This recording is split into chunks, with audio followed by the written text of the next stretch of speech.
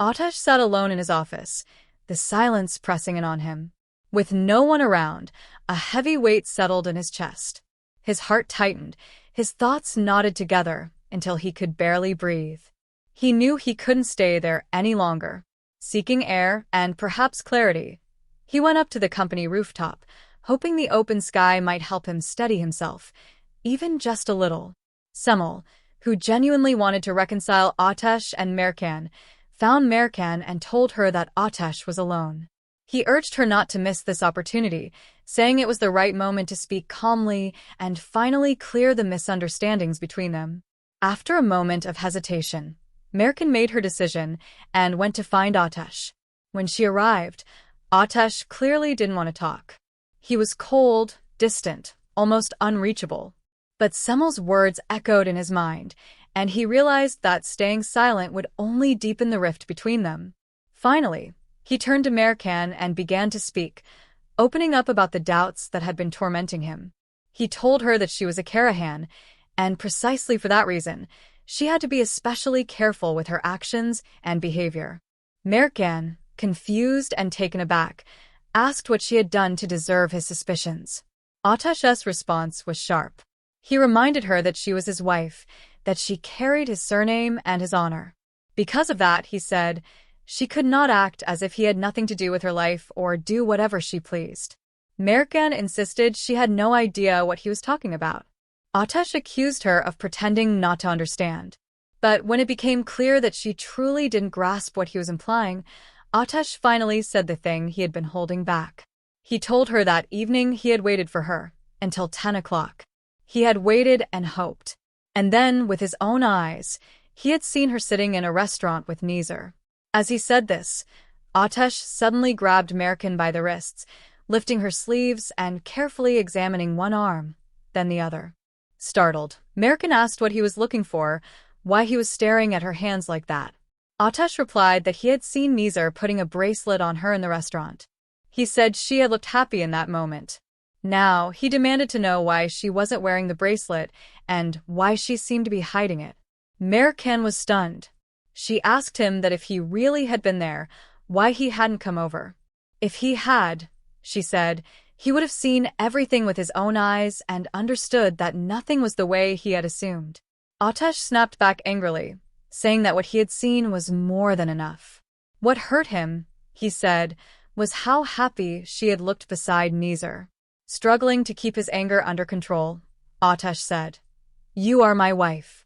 You carry my surname. My wife cannot have dinner with other men or accept gifts from them." Mercan asked if he even realized what he was saying. She firmly told him that she had not had dinner with Nizar. That evening, she had been in a meeting with investors for the project, and the bracelet Nizar had been putting on was not meant for her at all. She accused Atesh of seeing only what he wanted to see, of speaking only in ways that suited his own conclusions, without listening, without trying to understand. Mercan tries to explain herself, trying to reach the truth at last. But Atesh cuts her off abruptly. "Whatever the case may be, I don't want you communicating with Nizar," he says coldly. "You will draw a clear line between yourself and him. That's final." Mercan looks at him steadily and asks, without hesitation, "Are you jealous of Nizar?" Atesh scoffs and tells her not to say such nonsense. He insists he isn't jealous. Then he adds that even if their marriage is only meant to last 187 days, she is still his wife. And until that time is over, she must know her limits. His words cut deep. Fighting back the pain, Mercan tells him that she doesn't need reminders. She knows very well about those 187 days.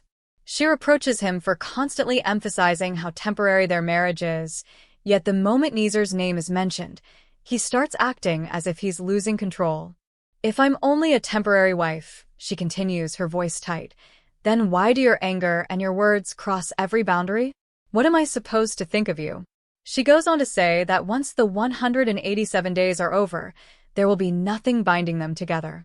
Their marriage exists only because of a contract. And as Mercan Yildirim, she has the right to decide what she does and whom she meets. Atesh has no right to forbid her from anything. Suddenly, Atesh steps forward and presses a finger sharply against her lips, silencing her. His voice is cold, controlled, and dangerous. "You are not Yildirim," he says. "You are Karahan.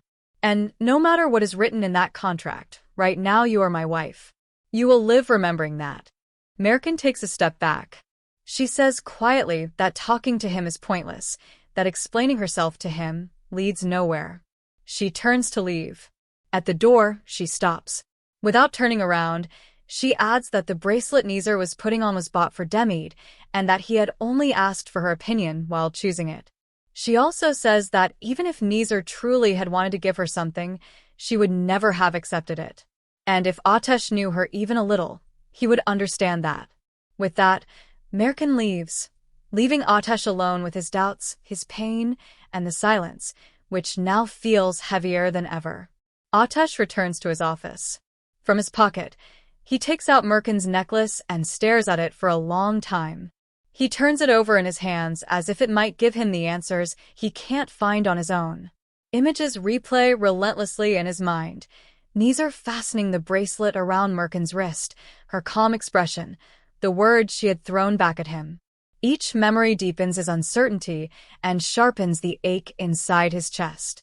At the same time, Mercan is in her own office, speaking with Demid. Smiling brightly, Demid tells her that her brother Nizar gave her a bracelet. She adds that Mercan helped him choose it and thanks her sincerely. Mercan replies that she's glad Demid liked it. Meanwhile, Nizar is careful not to reveal his true intentions in front of Mercan. He knows Atesh well enough by now, knows that it is better to provoke him subtly than to confront him openly. Every move he makes is aimed at Atesh alone. With Mercan, however, he remains gentle, attentive, and considerate, presenting himself as someone safe, someone trustworthy. Slowly, deliberately, step by step, Nizar draws closer to her.